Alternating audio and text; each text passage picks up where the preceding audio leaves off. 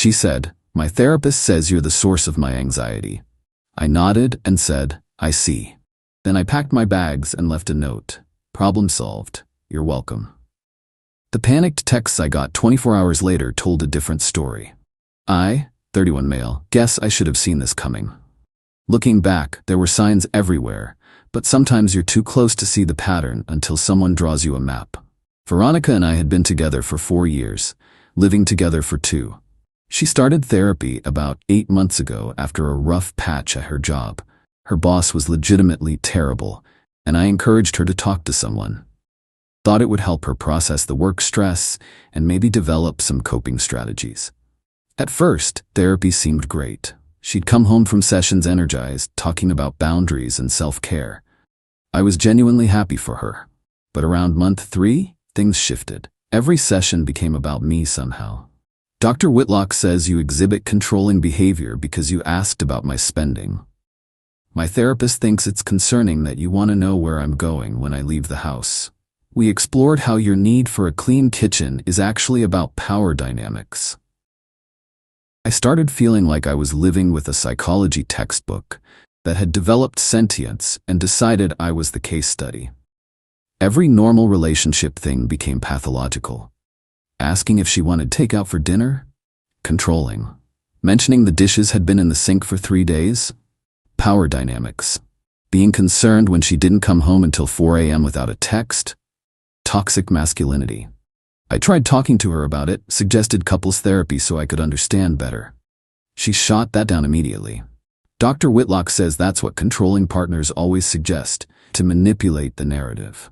The real kicker was that I started walking on eggshells in my own home. I'd think 3 times before asking anything, stopped mentioning household stuff altogether, just quietly did all the cleaning myself.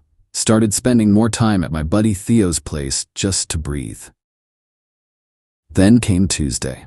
I'd worked a long shift. I managed logistics for a medical supply company, came home to find Veronica on the couch with her therapy journal and what I can only describe as a prepared speech face. "Marcus, I need to share something important from today's session."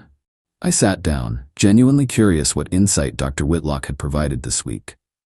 "We've been doing deep work on my anxiety, and we've identified the source." She paused for drama. "It's you. Dr. Whitlock says you're the primary source of my anxiety, and I need to consider what that means for my healing journey." I sat there for maybe 30 seconds, just processing. 4 years. 4 years of supporting her through career changes, family drama, her mother's passive-aggressive nonsense. 4 years of being told I was doing everything wrong while footing 70% of our bills because her passion career in holistic wellness coaching barely covered her car payment. "I see," I said. She looked surprised. Think she expected protests, maybe begging. Instead, I stood up, went to our bedroom, and started packing. "What are you doing?" She followed me, therapy journal still clutched like a shield. "Solving your problem," I said, folding shirts into my duffel. "If I'm the source of your anxiety, the solution seems pretty straightforward." "That's not. Dr. Whitlock says we need to work through this together. You can't just leave." "Actually, I can, and I am." I grabbed my laptop, chargers, important documents from the filing cabinet. "I'll get the rest of my stuff later. The apartment's in your name anyway, so that's convenient." The panic started creeping into her voice. "Marcus, this is exactly the kind of dramatic reaction Dr. Whitlock warned me about. You're proving her point." I zipped up the bag. "Maybe. Or maybe I'm just tired of being someone's therapeutic punching bag. Either way, your anxiety source is removing himself from the equation." I left a note on the kitchen counter. "Problem solved. You're welcome. I'll stop by Saturday afternoon for the rest of my things. Please be out." Drove straight to Theo's place. He didn't ask questions, just handed me a beer and pointed to the spare room. "That's a real friend." The text started exactly 19 hours later. Update 1. Holy hell, you guys were right about the extinction burst thing. Though I guess this is more like a reality burst. So the text started Wednesday evening. First few were angry. "This is so immature. Dr. Whitlock was right about you. You can't just abandon me like this. This is emotional manipulation." Then around 10 p.m. the tone shifted. "Hey, can we talk? I may have miscommunicated what my therapist said. Please come home so we can discuss this. Marcus?" This is really unfair to just leave without talking. Thursday morning, 6 a.m., my phone starts blowing up. 15 missed calls. The texts got more urgent. The electricity bill is due and I don't know the password. Where did you put the router? The internet is down. I can't find the insurance cards. Marcus, please. Here's the thing. I handled all our household admin because she found it overwhelming. Passwords, bills, insurance, everything. I tried to show her multiple times, even made a spreadsheet, but she'd wave it off. You're so much better at that stuff. Then came the kicker text around noon Thursday. How am I supposed to afford this place on my own? Rent is due next week. I almost responded to that one. Almost. But then I remembered 3 months ago when I suggested we get a cheaper place since I was carrying most of the financial load. Her response? Dr. Whitlock says financial anxiety is often about control issues. Maybe you should explore why you're threatened by our lifestyle. Our lifestyle. That I was paying for. The next series of texts was about her car. My check engine light is on. The registration sticker expired. Why didn't you renew it? I don't know where to get an oil change. Lady, you're 29 years old. Figure it out. Then the social media posts started. Nothing directly about me, just vague stuff about going through a challenging time, and when people show you who they are, believe them. And my personal favorite, surrounding myself with healing energy as I navigate this abandonment. Abandonment. I literally solved the problem she presented to me. Theo showed me her Instagram story where she's at some expensive smoothie place with her friend Janelle, caption reading, "Self-care isn't selfish." The same woman who was just texting me about not affording rent. But Friday was when it got really interesting. Her mom started calling, Patricia. I didn't answer, but she left voicemails. Apparently, Veronica called her crying about how I'd suddenly walked out with no warning and left her destitute. Patricia's voicemail. Marcus, I don't know what's gotten into you, but this is not how adults handle problems. Veronica is devastated. She's had to borrow money from me for groceries. Call her immediately. Groceries, right? Veronica had a fully stocked fridge when I left, plus the $400 of emergency cash she always kept in her jewelry box. But sure, she needed mommy's money for groceries 2 days later. Saturday came. I texted her that morning. I'll be there at 2 p.m. for my things. Please be out as agreed. Her response? I'll be here. We need to talk. I showed up with Theo in his truck. Veronica was there, full makeup, wearing the dress I'd told her looked nice on our anniversary. She'd lit candles. Candles. Marcus, please, let's just talk about this. I think there's been a huge misunderstanding. No misunderstanding, I said, starting to pack my books. You were clear. I'm the source of your anxiety. I'm removing myself. This is what you wanted. That's not what I meant, Dr. Whitlock says. I don't care what Dr. Whitlock says anymore, Ronnie. I'm done being the villain in your therapy narrative. She followed me around the apartment as I packed, alternating between tears and anger. You can't just leave me like this. What about the bills? What about my anxiety? Your anxiety is your responsibility. As for the bills, they're all in your name, your apartment, your bills. But you know I can't afford this place alone. But then maybe you should have thought about that before deciding I was the source of all your problems. The mask slipped then. The tears stopped like someone turned off a faucet. You're really going to be this petty? Over one comment? One comment? Ronnie, I've been your therapeutic punching bag for 5 months. Every week, you come home with a new dysfunction Dr. Whitlock has diagnosed me with. I'm done. This is financial abuse, she screamed. You got me used to a certain lifestyle and now you're yanking it away. Theo snorted from where he was wrapping my gaming console. She whirled on him. This is none of your business. Just here to help move boxes, he said, but I caught his eye roll. As we were leaving with the last load, she grabbed my arm. Please, I'll tell Dr. Whitlock she was wrong. I'll switch therapists, whatever you want. What I want is to not be someone's anxiety source. Mission accomplished. We drove away with her standing in the doorway, no longer crying, just staring with this calculating look I'd never seen before. Or maybe I had and just ignored it. That was 6 hours ago. The texts have already started again, this time with a new angle. Update 2. Well, the extinction burst evolved into what I can only call a reality tornado. After Saturday's move-out, the text shifted to a weird mix of love bombing and threats. I've been thinking about all the good times we had. Remember our trip to the coast? We were so happy. I found your old college sweatshirt. It still smells like you. Then an hour later, my friend is a lawyer. What you're doing is illegal abandonment. I have rights. We were basically common law married. You'll be hearing from my attorney. Fun fact, we don't live in a common law state. Also, her friend who's a lawyer is a paralegal who does real estate closings. But the real entertainment started Monday when I got a call from my boss. Veronica had called my workplace. Let that sink in. She called my workplace. Apparently, she told our HR department that she was my domestic partner and that I was having a mental health crisis. She was concerned and thought they should know I'd abandoned our home and was acting erratically. Fortunately, my boss knows me well. I've worked there for 6 years, never had an issue. He called me directly. Hey Marcus, just got a weird call from HR. Your ex-girlfriend apparently thinks you're having a breakdown. I explained the situation. He actually laughed. So she told you that you were her problem, and you solved it? That's the most Marcus thing I've ever heard. Is this going to be an issue with HR? Nah, I'll handle it. But maybe document everything in case she escalates. She escalated. Tuesday, I get a notification that I've been tagged in a Facebook post. I don't use Facebook much, but there it was. Veronica had written this long, rambling post about emotional manipulation and financial abuse and how her partner of 4 years had suddenly abandoned her, leaving her unable to pay rent or buy food. She didn't use my name, but she tagged me and several mutual friends. The comments were interesting. Most people were offering generic support, but a few people who actually knew us were less sympathetic. My favorite was from Brad, a guy we'd had dinner with a few times. Didn't you tell us last month that your therapist said Marcus was toxic and you needed to set boundaries? She deleted his comment within an hour. Then came Wednesday. Oh, Wednesday.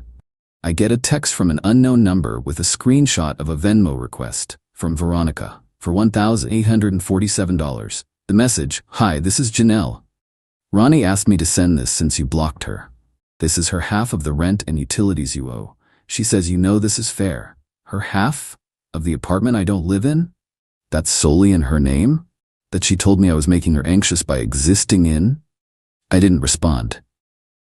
Thursday, another unknown number. This is Dr. Whitlock. I'm reaching out because Veronica has expressed concern about your recent behavior. While I can't discuss her treatment, I'd like to encourage you to seek support during this difficult time. Abandoning a partner suddenly can be a sign of deeper issues. I have some colleague referrals if you're interested. Her therapist contacted me. I screenshot everything and sent it to my buddy who actually is a lawyer. His response, "This is wildly unethical. Save everything. Do not respond." But Friday was the chef's kiss moment. Patricia, Veronica's mom, showed up at my workplace. Let me repeat that. Her mother came to my job. Security called me down to the lobby. There's Patricia, designer purse clutched to her chest, demanding to speak with me about the situation with her daughter. I went down mostly to prevent a scene. Marcus, this has gone far enough. Veronica is distraught. She can't eat, can't sleep.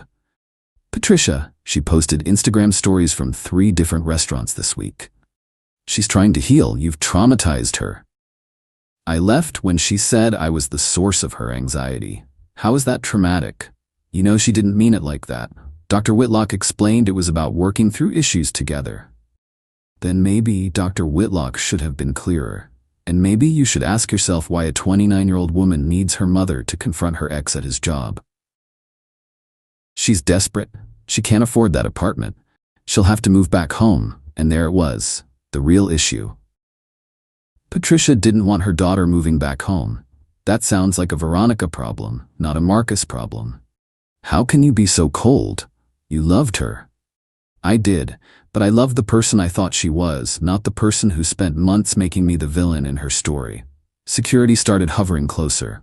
Patricia noticed. This isn't over, she hissed. My daughter deserves better. She absolutely does, I agreed.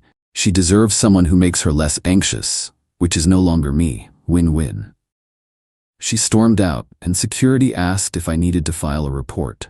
I declined, but asked them to note the incident. That evening, the flying monkeys came out in full force. Texts from numbers I didn't recognize, all variations of, "You're heartless, she's falling apart, real men don't abandon their women, I hope you're happy destroying her life." But here's the interesting part. I also got some other messages from people I didn't expect. Veronica's cousin reached out, "Hey, just wanted you to know I don't blame you. She's been like this since we were kids. Nothing is ever her fault." A former coworker of hers saw her post. "Same thing happened when she left our company. Everyone else was toxic, nothing to do with her showing up late every day." Her college roommate, girl, went through 3 therapists in school until she found one who told her what she wanted to hear. "You lasted longer than most." Saturday morning, I woke up to 47 texts from various numbers. I didn't read them all, but the ones I saw were increasingly unhinged. Apparently, Veronica had spent Friday night rallying support, getting drunk with her enabling friends, and they'd decided to launch a campaign. Then, plot twist. Theo's girlfriend works at the same wellness center where Veronica does her coaching. She overheard Veronica on the phone with someone. "No. He has to come back. I can't afford." "No, Mom, I'm not moving home, because it's embarrassing. I'll figure something out. Maybe if I tell him I'm pregnant." What? It worked for Janelle. I've never been so grateful for a vasectomy in my life. But the real kicker came Saturday evening. Another unknown number, but this time with a different kind of message. Final update. So the unknown number on Saturday evening? It was Dr. Whitlock's supervisor at the clinic. Turns out that Veronica's therapist contacting me directly was a huge ethical violation. When I didn't respond to her message, Dr. Whitlock apparently panicked and tried to cover her tracks by claiming she was concerned about a potential domestic violence situation. The supervisor was very professional, but clearly pissed. "We're investigating a complaint about inappropriate contact.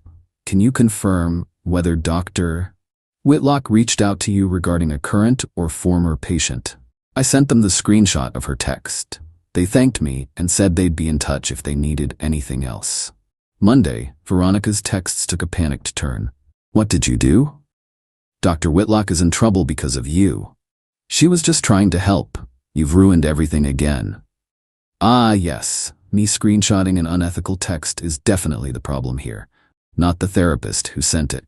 Then came the email from Patricia. Subject line, "Financial arrangement proposal." She actually itemized what they felt I owed Veronica. 3 months rent to give her time to adjust, $5,700. Emotional distress compensation, $3,000. Therapy costs, since she'd need to find a new therapist, $2,000. Lifestyle adjustment support, $5,000. Grand total, $15,700. The email ended with, "We believe this is more than fair, considering the circumstances. Payment plan can be discussed." I forwarded it to my lawyer friend. His response, "LMAO. Please tell me you're going to frame this." Tuesday brought news from the wellness center. According to Theo's girlfriend, Veronica had been let go from her part-time coaching position. Apparently, calling your ex's workplace and having your mother show up there doesn't reflect well on a wellness professional. The Facebook post had also backfired spectacularly. More people who knew her started sharing their own stories in private messages to me. She did the same thing to Trevor in 2019. Said he was toxic, he left, she tried to destroy his life. I was her friend for years until I set a boundary about lending her money. Suddenly I was triggering her trauma. She owes me $800 from 2021, blocked me when I asked for it back. But the real karma came Thursday. Remember that apartment she couldn't afford? The one I was financially abusing her by not paying for? Well, Veronica had a brilliant solution. She posted on Facebook looking for a roommate. Seeking conscious, mindful individual to share beautiful space. Must respect healing journey and therapeutic process. No toxic energy. She found someone.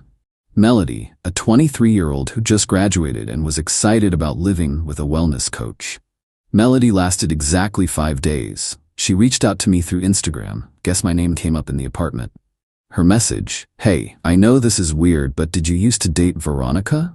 I just need to know if I'm crazy or if she's really like this with everyone." We had coffee. Melody's stories were wild.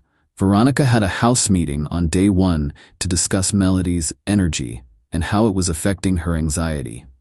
Melody wasn't allowed to cook certain foods because the smells were triggering. She was asked to not use the living room between 6 to 8 p.m. because that was Veronica's integration time after therapy. Veronica tried to charge her extra for emotional labor when Melody asked where the recycling bin was. The kicker, Veronica had told the landlord that her partner would be handling rent like always. When it didn't appear, she tried to blame me. The landlord called me. I was still on the old lease as an emergency contact, confused about why I'd be paying rent for an apartment I didn't live in. I clarified the situation. He was not pleased with Veronica. Melody moved out and stayed with a friend. The landlord started eviction proceedings. Last I heard, through the grapevine, Veronica had to move back in with Patricia. Dr. Whitlock lost her license to practice. Veronica is trying to become a life coach. Since wellness coaching didn't work out, she's dating someone new. My condolences to that poor bastard. Patricia is still emailing me monthly asking for money. As for me, I'm doing great. Got a promotion at work. Turns out being less stressed makes you more productive. Who knew? Started actual therapy with an actual professional who's never once suggested that my existence is someone else's problem. Even started dating someone who thinks asking about their day is caring, not controlling. Theo summed it up best last week. Bro, she really told you that you were her problem, and you just agreed and left.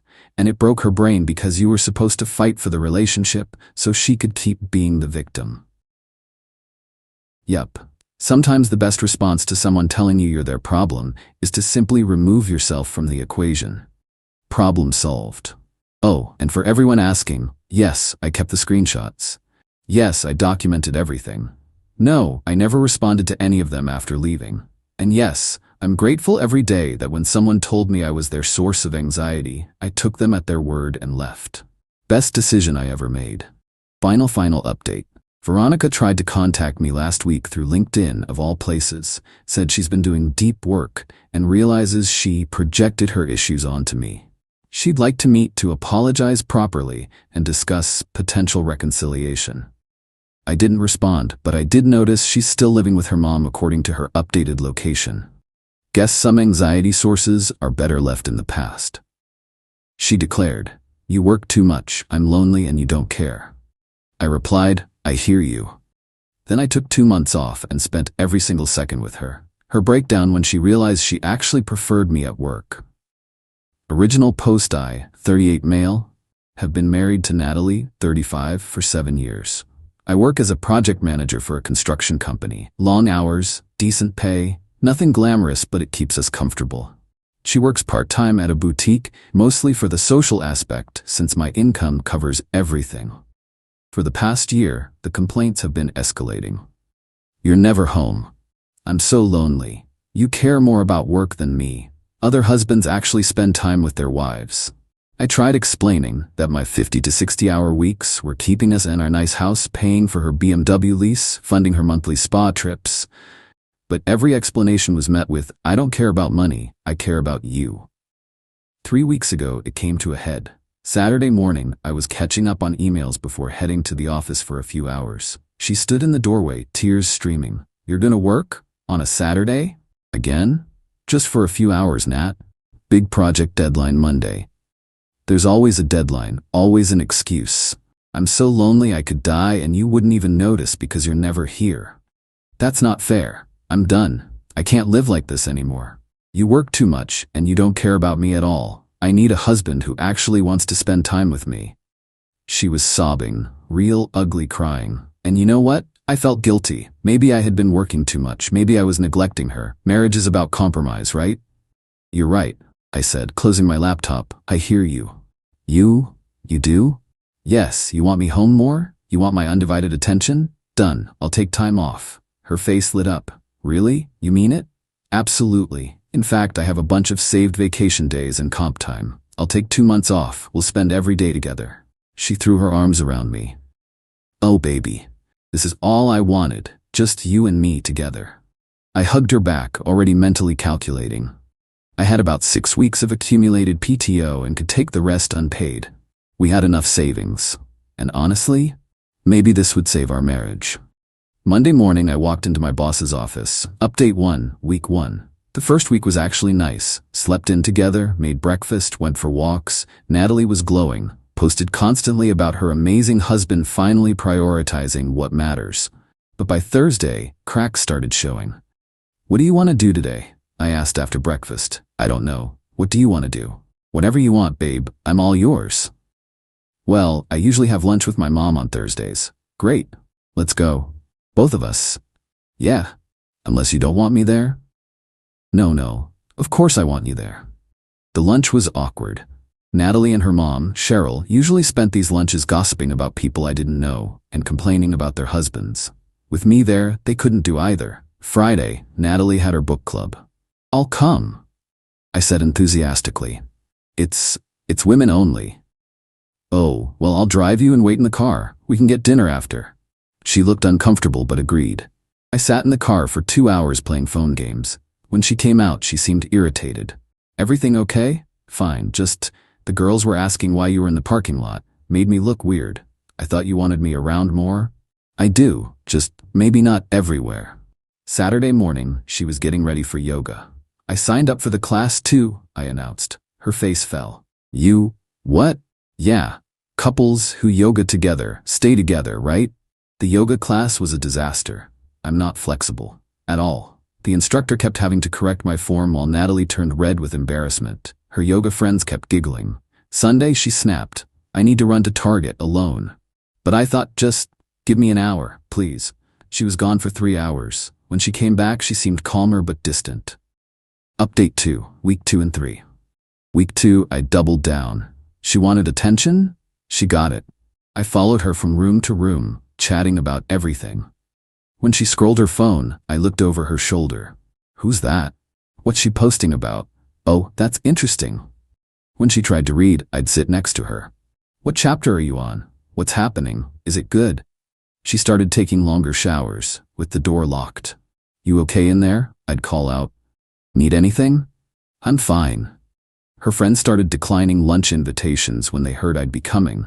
Her mom stopped calling as much. Her sister Tracy texted her, "Is Ryan okay? He seems clingy." Natalie showed me the text, furious. "Clingy? You're not clingy. You're being a devoted husband." Tracy's just jealous because Harold ignores her, but I could see it in her eyes. She was starting to crack. By week 3, she was getting creative with alone time. "I need to get my nails done." "I'll come. I could use a manicure." They're booked solid. Only had one appointment." "I'll wait in the waiting area." "No. I mean, the waiting area is being renovated." She came back 2 hours later with undone nails, claimed they had to cancel last minute. She started having mysterious errands that required her to go alone. "Women things," she'd mutter, practically running out the door. I'd text her constantly while she was gone. "Miss you. What are you up to? When will you be home? Thinking of you." She'd respond with one-word answers. Sometimes she wouldn't respond at all. Update 3, week 4. The breakdown begins. Monday of week 4, I woke up to find Natalie already dressed and heading out. "Where are you going?" "Grocery shopping." "At 7 a.m. I'll come." "No." She practically screamed it, then softer. "No, baby. You sleep in, I'll be quick." She was gone 4 hours, came back with one bag containing milk and bread. Tuesday she announced she was going back to work. "But you only work Wednesdays and Fridays." "Brittany needs extra help." I said I'd come in. "I'll hang out at the boutique. Keep you company." Her eye twitched. That's against store policy. Insurance reasons." Wednesday she worked her regular shift. I dropped her off, picked her up for lunch, dropped her back, picked her up after. Texted her every 30 minutes. Her boss called that evening. "Natalie, I'm sorry, but if your husband keeps texting and calling during work hours, it's becoming disruptive." Natalie was mortified. "He's just being attentive." But after the call, she went to the bedroom and I heard her crying. Thursday morning, she lost it. I was making breakfast, planning our day together. "So I thought we could hit the farmer's market, then maybe that antique mall you like, then lunch at—" "Stop." I turned. She was standing there in her pajamas, shaking. "Stop. Just stop. I can't do this anymore." "Can't do what? I thought you wanted me home?" "I wanted you home more." "Not always. I wanted balance. I wanted date nights and weekends. Not this. This is literally what you asked for." I didn't mean every second of every day. I need space. I need to breathe. I need to pee without you asking if I'm okay through the door. So you lied? You don't actually want me around? That's not... You're twisting this. No, I'm giving you exactly what you demanded. You said you were lonely. You said I worked too much. You said you wanted my attention. Here I am. She burst into tears. This isn't what I meant. Then what did you mean? I don't know, not this. This is suffocating. Update 4, Week 5. The truth comes out after the Thursday breakdown. Natalie started being more honest. I miss my alone time, she admitted Friday morning. You had plenty of alone time when I worked. Exactly, I miss that. So you were lying about being lonely? No, I was lonely, sometimes. But not all the time. I liked having the house to myself during the day. I liked my routines. The truth started spilling out. She liked being able to complain to her friends about her absent husband. It gave her something to talk about, made her feel like a martyr. She liked the freedom to shop without anyone questioning purchases. She liked watching her trashy reality shows without judgment. So you wanted the benefits of a married woman with the freedom of a single one? That's not, you're making it sound bad. It is bad, Natalie. Saturday, she tried to bargain. Maybe you could go back to work part-time? My job doesn't work like that. Then get a hobby. Join a gym. Something. I thought you wanted us to spend time together? She screamed in frustration. Sunday, her mom came over for an intervention. Yeah, you read that right, an intervention. Ryan, Cheryl said, sitting on my couch like she owned it. Natalie tells me you've become obsessive. Obsessive. I'm giving her what she asked for. Nobody needs this much togetherness, Cheryl insisted. It's not healthy. But being gone 60 hours a week was? That's different. That was providing for your family. Interesting. So when I work to support us, I'm neglectful. When I stay home to be with my wife, I'm obsessive. Can't win, can I? Natalie started crying again. You're being mean. I'm being logical. Update 5, Week 6, The Ultimatum. By week 6, Natalie was done pretending. I want you to go back to work, she announced Monday morning. Still have 2 weeks left of my time off. Please, I'm begging you. Why? Aren't you happy? You got everything you wanted. This isn't what I wanted. It's literally what you said you wanted. She tried a different approach Tuesday. Dressed in lingerie when I woke up. How about we make a deal? You go back to work, and we have amazing sex every night when you come home. We could have amazing sex now. I'm right here. She threw a pillow at me. Wednesday, she went nuclear. Posted on Facebook about how her husband had gone crazy and was stalking her around their own home. Her friends commented with concern. Some suggested therapy. One suggested divorce. I commented, stalking? I'm spending time with my wife like she asked. Here's the screenshot of your text from last month saying you'd leave me if I didn't stop working so much. She deleted the whole post within minutes. Thursday, she called my boss directly. Please, she begged him. Tell him you need him back. There's an emergency or something. My boss called me, confused. Ryan, your wife just called crying, begging me to make you come back. What's going on? Just giving her what she asked for, Jim. Well, whatever you're doing, stop it. She sounds unhinged. Friday morning, the ultimatum. Either you go back to work Monday or I'm leaving, she announced at breakfast. Leaving? Because I'm spending too much time with you? After you threatened to leave because I wasn't spending enough time with you? This is different. How? It just is. That's not an answer. She stood up, shaking with rage. I'm going to my mother's. When I come back Sunday night, you better be ready to return to work Monday. Or what? Or I'm filing for divorce. Update 6, The Aftermath. She left Friday afternoon. I spent the weekend alone in our house for the first time in 6 weeks. It was peaceful, quiet. I actually relaxed, but I also did some thinking and some documenting. I went through our finances. In the past year, while complaining about being lonely, Natalie had spent $8,000 on online shopping, taken 4 girls' trips totaling $12,000, had her BMW serviced only when I was at work and charged several upgrades I didn't know about. Maintained a gym membership she never used, $180 a month. Had a subscription box addiction, $400 a month for various boxes, all while I was working 60-hour weeks to afford it. I also discovered some interesting texts on our shared tablet. Messages to her friend Veronica from 3 months ago. Ryan's working late again tonight. Perfect. Marcos has wine night. Thank God R has that conference next week. Need a break from pretending to miss him, lol. He bought the whole lonely wife thing, more guilt gifts incoming. Sunday night, she came home with a suitcase, ready for war. So, she demanded, are you going back to work? Yes, she exhaled in relief. Oh, thank God, baby, I knew you'd see reason. But not to the same job. What? I've accepted a remote position, work from home, standard 40-hour week, less money, but I'll be around more. Balance, like you wanted. Her face went white. Work from home? Yep, set up my office in the spare room. I'll be here every day. We can have lunch together. I can take breaks to spend time with you. It's perfect. But, you'll be here. All day, every day. Isn't that what you wanted? Me around more? She sank into a chair. This isn't... What? This isn't what? Use your words, Natalie. I wanted you to feel guilty. I wanted you to buy me things and take me on trips to make up for being gone. I wanted to be the poor, neglected wife whose friends felt sorry for her. I didn't want you actually here all the time. There it was. The truth. Finally. So this was all manipulation? She started crying. You're twisting everything. No, I'm seeing everything clearly for the first time. Final update. It's been a month since that conversation. The remote job starts next week. In the meantime, I went back to my old job to wrap things up. Natalie tried everything to get me to keep the old job. More lingerie, promises of never complaining again, threats of divorce, actually filing for divorce, withdrawing the divorce filing, crying to my family, crying to her family, posting cryptic messages on social media, deleting social media, begging. The divorce filing was interesting. Her lawyer laughed when she explained she wanted a divorce because I was around too much after previously being gone too much. He actually told her no judge would take that seriously. My favorite was when she tried to use my mom to convince me. Mom called, Ryan, Natalie says you're ruining your marriage by being home too much? That's the gist of it. After she complained for years about you working too much? Yep. And now you're taking a remote job to be home more? Correct.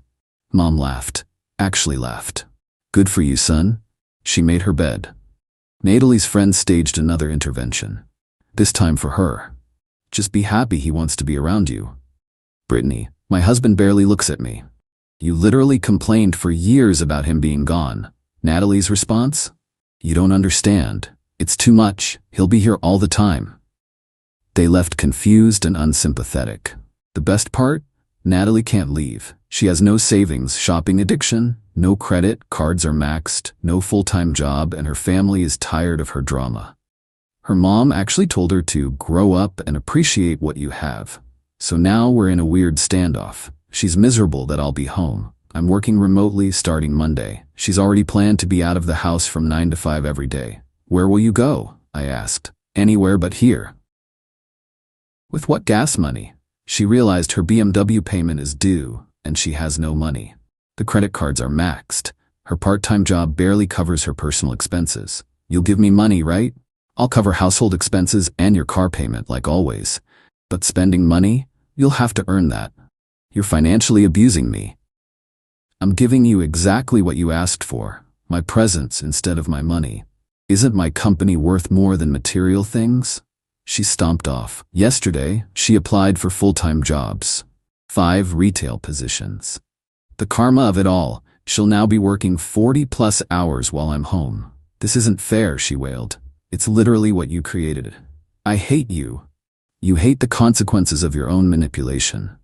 The funniest part? Her friends are jealous. They keep commenting how lucky she is to have a husband who wants to be around her, who took time off for her, who changed jobs for her.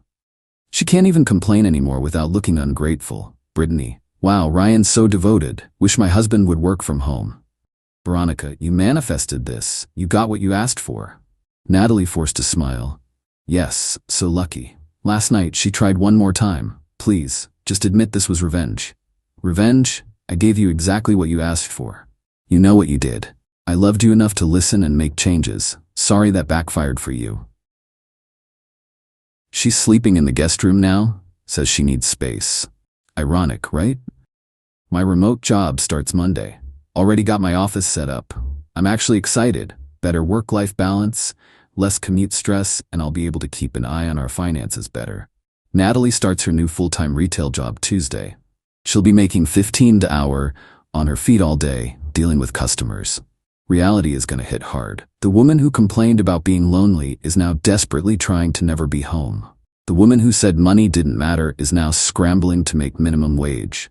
The woman who wanted my attention now treats it like a prison sentence. Moral of the story?